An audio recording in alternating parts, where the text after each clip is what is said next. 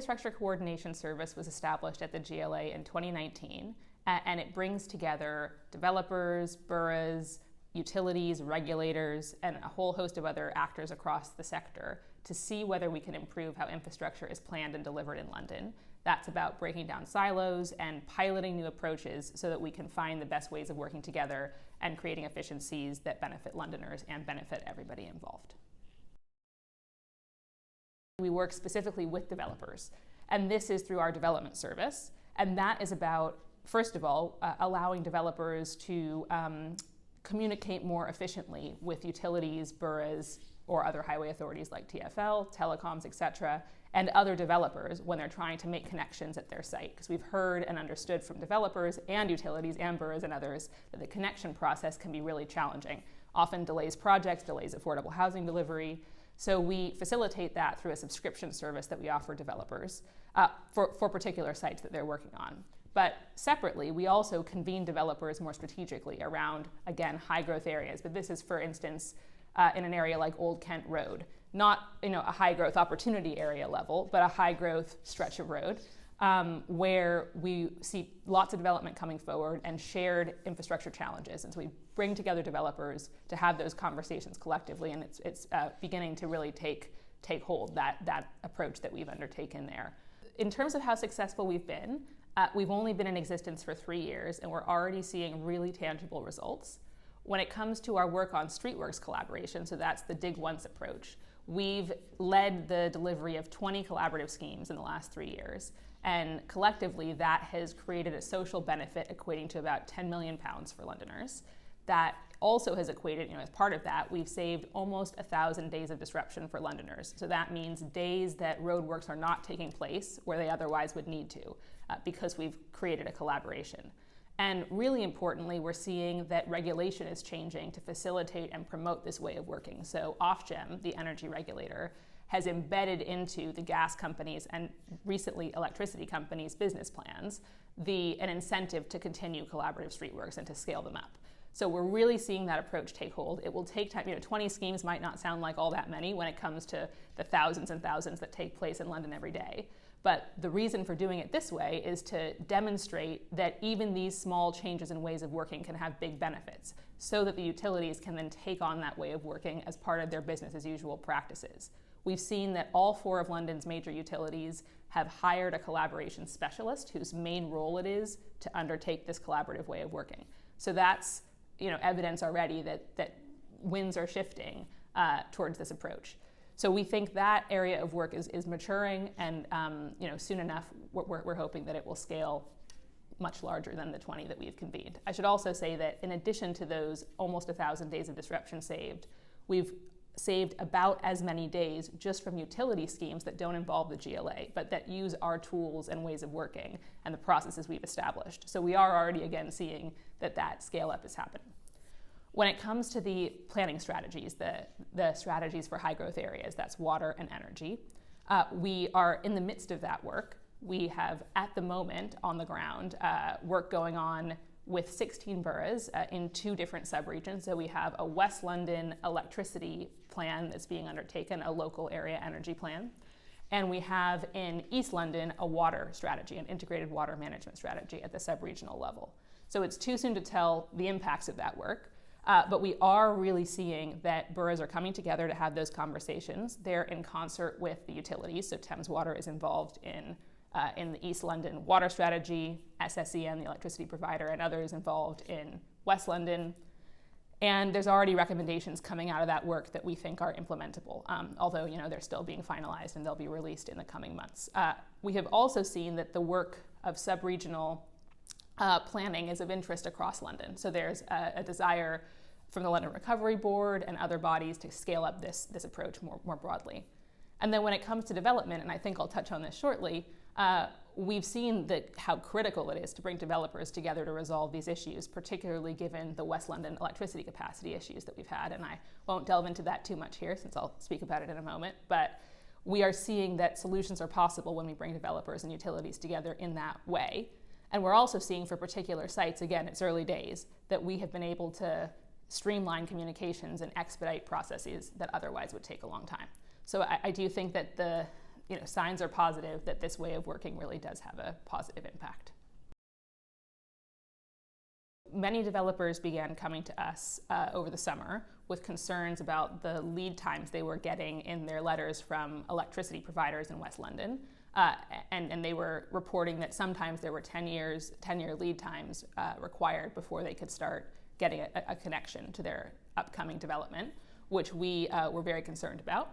And so we brought together SSEN, the electricity distribution network operator in West London, with two different parts of National Grid, the National Grid electricity transmission part of the company and the electricity systems operator part of the company, to try to find solutions to this issue. Alongside government, we've been speaking with government departments and Ofgem, the regulator, who's a critical part of this puzzle, plus working with each of the developers that came forward and many, many more. So we sent out a survey to the 3 boroughs that were impacted, Ealing, Hounslow, and Hillingdon, and to every developer that we could contact through various channels, asking, what is your upcoming development pipeline in West London, and has it been impacted by these issues? We've convened a number of workshops at this point, we've contacted every developer that's been in touch with us in response to that survey, and they've had the opportunity to join a workshop. And as part of that process, we've facilitated a solution that should allow much of the housing to come forward. We're still waiting on the final numbers of how much housing will be released through this solution. It's a solution that SSEN and NGET and the ESO, the different parts of National Grid, have come up with at our prompting or with our support. And the solution allows any development that requires less than 1 MVA of electricity to move forward immediately, assuming that there isn't a distribution level constraint. I know it's a bit technical, but if there aren't sort of other business as usual constraints in place, which a developer would already know about, that development should be able to move forward now. Also, if a development needs more than 1 MVA, they can move forward with 1 MVA per year in a ramped way. So this is a bit technical, but we are waiting on SSEN for the numbers. They report to us that this should resolve the issue for many, many developments in the area. It doesn't resolve the issue in the long term, though. This is a short-term, immediate solution so that we don't have all of that affordable housing waiting to come on site.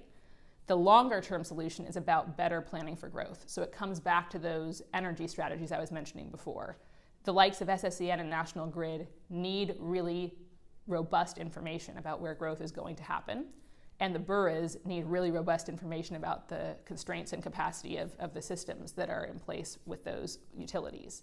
And so that is the reason for undertaking local area energy planning, that 10-year look into the future, so that we don't get into a situation where the assumptions weren't right, or unexpected information comes in, and of course you can never truly predict the future. And I should mention that a big part of the reason for this issue was unexpected demand on the system from data centers and from battery storage companies. So there was a big influx of demand on the system that nobody anticipated and couldn't have anticipated. But now that we have that information, we want to make sure that the best assumptions are taken into account when utilities do their business planning. And also to move into a system where utilities are investing ahead of demand. So rather than waiting for development to come forward and then saying, okay, we need to upgrade the network in order to facilitate that development that has come forward, it would be much better, we think, for London if utilities were investing upfront with robust data about when that development was going to arrive, so that they were anticipating it and preparing.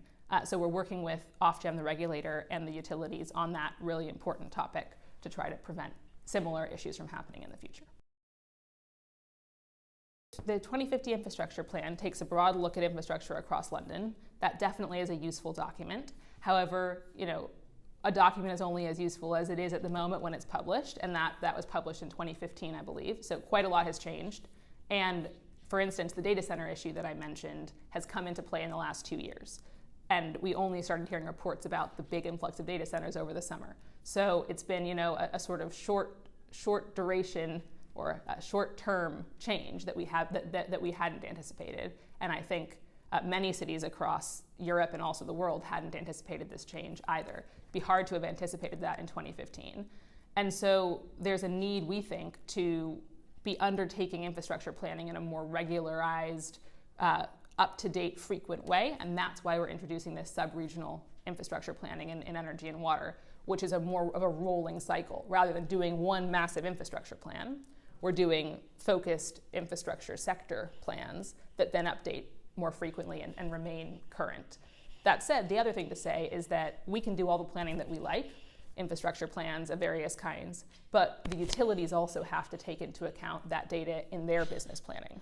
So it's about how we provide evidence that is robust and sufficient for their regulator, Ofgem, so that they can take that information and use it. And so that the energy and water strategies that we have underway now are designed so that the utilities can pick them up and put them into their business plans, and they're explicitly for that.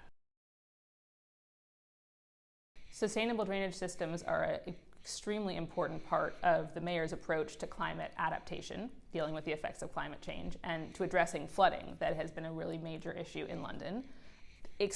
In terms of SUDs, the mayor's view is that wherever they can be implemented, they should be. And within our infrastructure coordination service, we're exploring how SUDs can be incorporated into streetworks, which is a critical part of this rollout of SUDs across London. There's 50,000 streetworks that happen just on TfL's road network every year. That's not to mention borough roads, which is most of London. That's an enormous amount of excavation happening constantly.